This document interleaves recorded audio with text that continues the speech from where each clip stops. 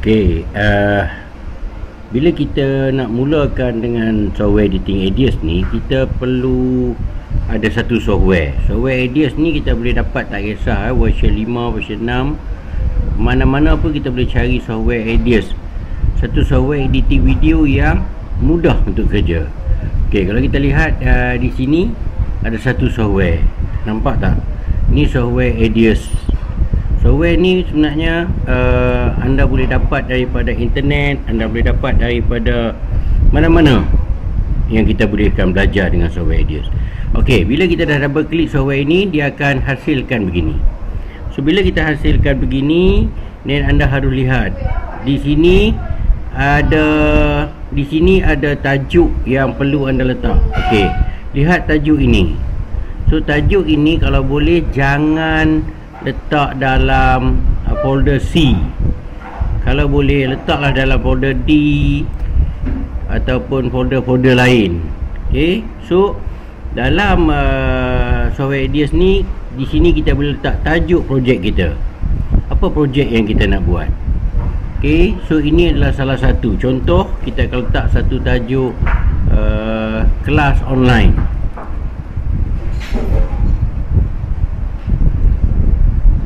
Okey, kelas online.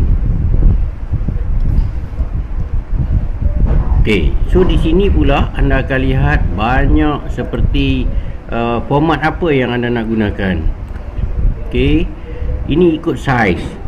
Itu yang saya katakan tadi, ikutkan size ini. Tengok size yang sebetul. Sebaiknya kita menggunakan size yang seperti 1920 kali dengan 1080. Ini adalah HD. Nampak? So ini adalah salah satu format yang baik digunakan untuk kerja-kerja editing. Ini dipanggil 2K. Ramai hari ini yang sebut dia adalah 2K. 2K. Okey, ini adalah 2K. So bila kita dah ada siap dengan format ini, so kita dah boleh buat kerja-kerja editing sebenarnya. Okey, so dari segi kerja-kerja editing yang kita akan buat, bila kita dah masuk, then klik OK. Nampak di sini. Okey, bila dah format yang kita dah pilih, right, then kita akan pilih format OK. Dan kita OK. So bila kita dah dapat format yang OK begini, maka kita akan buat kerja-kerja editing yang melibatkan surface yang ada di sini. Kita perlu belajar apa yang ada dekat sini.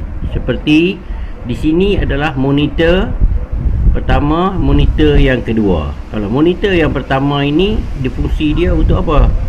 Okey, kalau monitor yang pertama ni sebenarnya fungsi dia untuk apa yang ada dalam bin nanti. So di sini kita nampak bin. Apa yang ada dalam bin semua boleh dimasukkan di sini. Right? So kita boleh nampak boleh dimasukkan di sini. Monitor yang ini pula adalah monitor apa yang hasil di sini akan keluar di sini. Itu adalah salah satu monitor yang kita boleh gunakan. Okey, kita nampak sekarang. Okey, so daripada ini adalah di sini adalah timeline. Ini adalah timeline. Okey, kalau kita lihat di sini, ini yang dikatakan timeline. Timeline ni adalah apa kerja editing yang kita buat, semua akan masuk di sini. Semua editing yang kita akan potong video, semua akan masuk di sini. Apa yang hasil daripada sini akan datang ke sini. Nampak? Ini adalah sebahagian dia kerja-kerja editing. Okay, so bila kita keluar dan apa yang kita lihat di sini, ini adalah satu ikon-ikon yang diberikan kepada kita.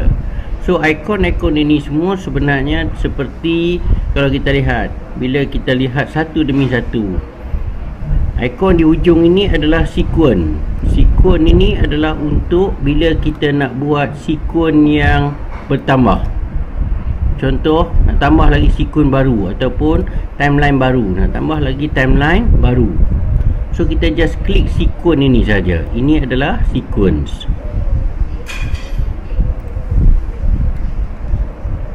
Okey, sequence right. So sequence ini juga kita boleh jadikan dia nama. Seperti kita klik sebelah kanan, okey, dan sequence setting, nampak? So kita klik yang pertama, dan kita pergi kepada sequence setting. Right, bila kita dah dapat sequence setting, then kita akan dapat satu lagi sequence yang kita boleh letakkan. Seperti di sini anda boleh letak tajuk anda sendiri. Okey, so ini adalah tajuk anda untuk sequence yang satu ini. Okey, so dari segi yang dah ada di sini adalah untuk sequence sebenarnya. Okey, dan kita letak sequence satu. Sequence satu adalah project video. Project video satu. Okey, bila dah ada project video satu, nak okey. Okey, bila kita dah ada timeline, sebelah ini adalah untuk Ctrl S. Ini adalah untuk save. Save. So selain daripada itu, kita hendaklah Ctrl CTRL plus dengan S. Okey, so Ctrl S adalah short form dia. So ini adalah save project kita. Okey, so bila kita dah, then yang ini semua tidak perlu kita belajar. Contoh, yang ini semua tidak perlu kita belajar. Seperti kita boleh tutupkan semua ini, sebenarnya tak perlu kita belajar, sebab ini tidak ada di dalam yang keperluan kita. Okey, sebelah kanan ini pula, ini adalah dua ikon yang penting. Satu, kita nak buat teks, dan satu lagi adalah untuk mic ataupun kita nak buat sound dubbing. So bila kita go pada teks, sebenarnya teks ini kita boleh pergi kepada title motion. Title motion, okey, ataupun dalam tag ini juga dia panggil titler. Okey, yang dah ada di dalam komputer kita. Jadi mic ini pula kita boleh gunakan mic daripada laptop. Ini mic laptop pun boleh. Okey, ataupun kita masukkan clip mic.